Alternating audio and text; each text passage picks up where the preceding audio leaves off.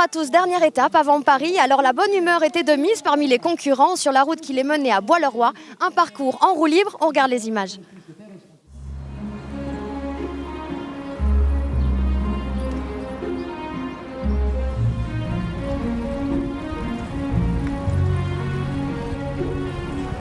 Mes grands-parents ont toujours été handicapés, et donc je suis très proche. Et pour moi, mes grands-parents étant toujours handicapés, je les ai jamais vus handicapés. Et là, c'était la même chose en fait.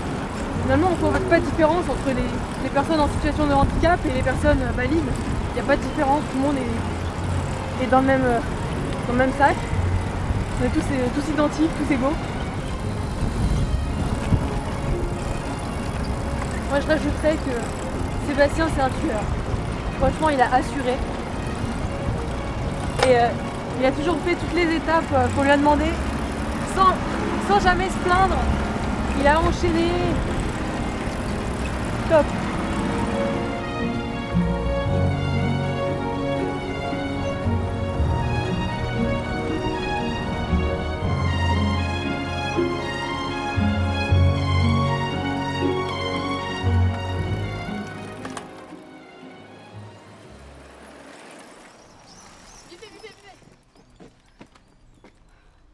Allez. Oui.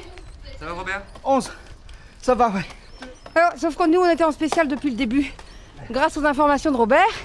Et comme les hommes ont toujours raison, je n'ai pas voulu le contredire. Alors, vous êtes tous les deux prêts? C'est parti. On est parti. Allez, go.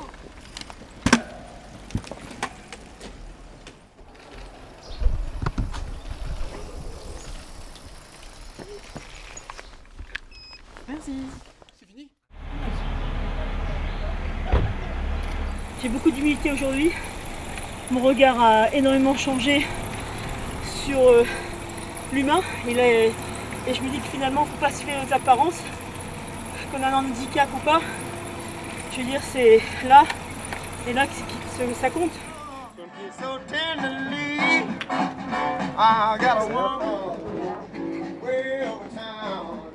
Allez, Robert, go ahead. Oh yeah.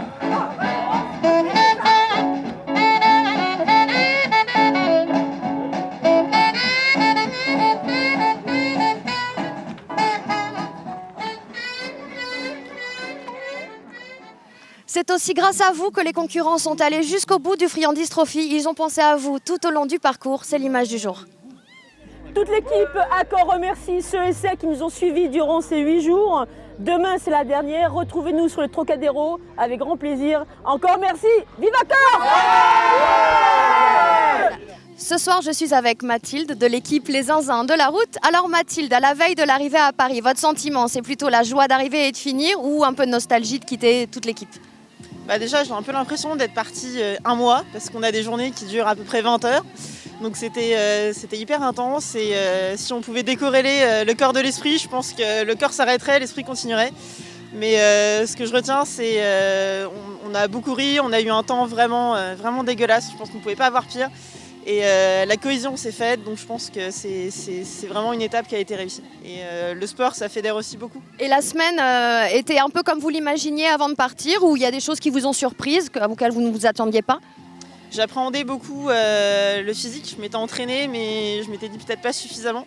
Et finalement, ce qui compte, c'est les encouragements. Ça paraît stupide, mais quand on voit les gens qui applaudissent dans les rues, les gamins qui courent pour nous suivre, tout ça, ça réconforte vraiment et c'est ce qui fait qu'on continue, quoi. Merci Mathilde, on va bien sûr continuer à vous suivre demain ainsi que tous les concurrents du groupe Accor. Quant à nous, on se donne rendez-vous pour le dernier JT sur le Trocadéro.